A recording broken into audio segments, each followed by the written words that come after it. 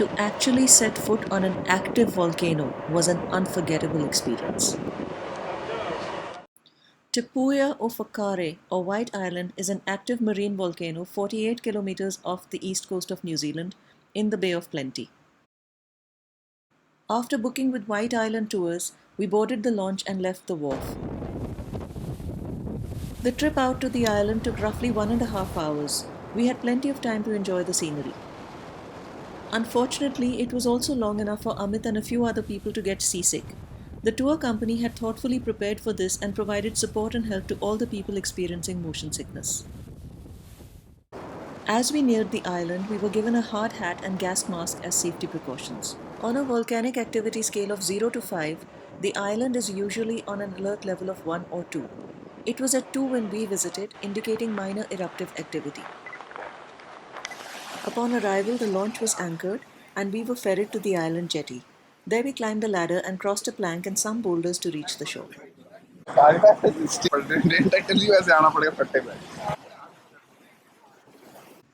It is roughly circular, about 2 kilometers in diameter and 1,053 feet above sea level. However, 70% of the large volcano is below sea level, making it the largest volcanic structure in New Zealand. It has been built up by volcanic activity over 150,000 years.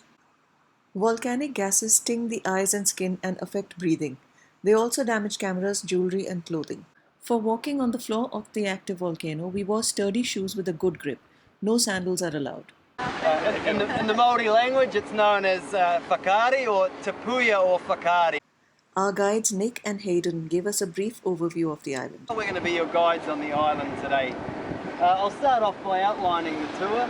We are going to head up around the southern rim of the crater here. It's going to take us up through quite an active area, and that'll lead us right up to the crater's edge itself. And then we'll cut back into the middle of the island, and we'll start winding our way back through. We'll come over to what we call Wilson's Bay, which is on the other side of the factory here, and then back through the factory, out onto the wharf and back onto the boat for a spot of lunch afterwards. Nick instructed us to keep the hard hats on, stay together and stick to the paths. He also explained how to stay safe in the event of an eruption or landslide.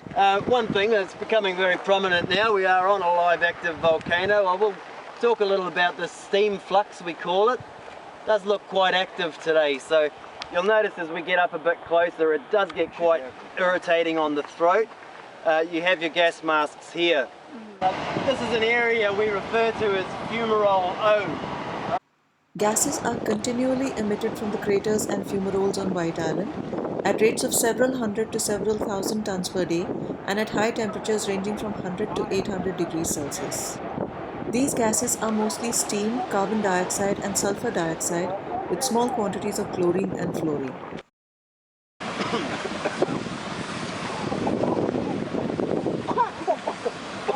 Yeah, it can get quite harsh. This area is referred to as a sulphur chimney. Sulphur is molten in the intense heat beneath the surface, but quickly solidifies at the rim of a steam vent as it escapes and cools, forming these chimneys.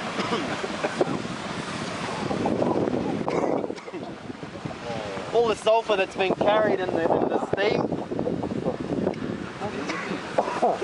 starts to reform around the edge, which ends up building these sulphur chimneys.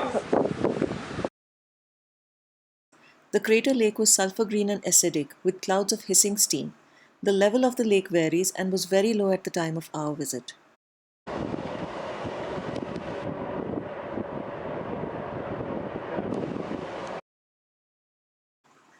This is a stratovolcano composed of many layers of material such as ash and lava built up over the years. The different colored layers can be seen clearly in this collapsed heat and pressure mound. Such volcanoes tend to have explosive eruptions of andesite or igneous rock with a high silicate content. On the way back, we tasted the water from two thermal streams. The first one was slightly hotter. I thought the second one tasted very nice. It had a strong lemon or citrus flavor. White Island is being monitored by GNS Science with the help of webcams, a seismograph, and a microphone. There are 3 webcams monitoring the crater floor, crater rim, and west rim. This one here is directed down into the center of the crater. It takes a photo about every half an hour. Walking past boiling pools of mud, we reached the remains of the old sulphur mining factory with equipment corroded by the toxic atmosphere. Two major attempts were made to mine sulphur in the late 19th and early 20th century. The first attempt tragically failed because an eruption killed all the miners. Only the camp cats survived.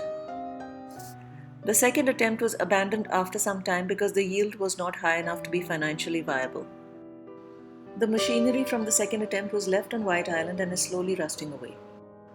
Very few plants can survive in this environment, for example the ice plant. The plants even produce flowers. Gannet colonies flourish on the outer wall. The island has been identified as an important bird area by BirdLife International because of its breeding colony of Australasian gannets. As we left, we noticed Pohutakawa scrub and trees around the gannet colony. Eating our packed lunches back on the launch, to our delight, we were visited by a pod of dolphins. Did you see this? Amma? Did you? Yes. Wow, yes, yes. Wow. Yes. It was the perfect conclusion to an amazing tour.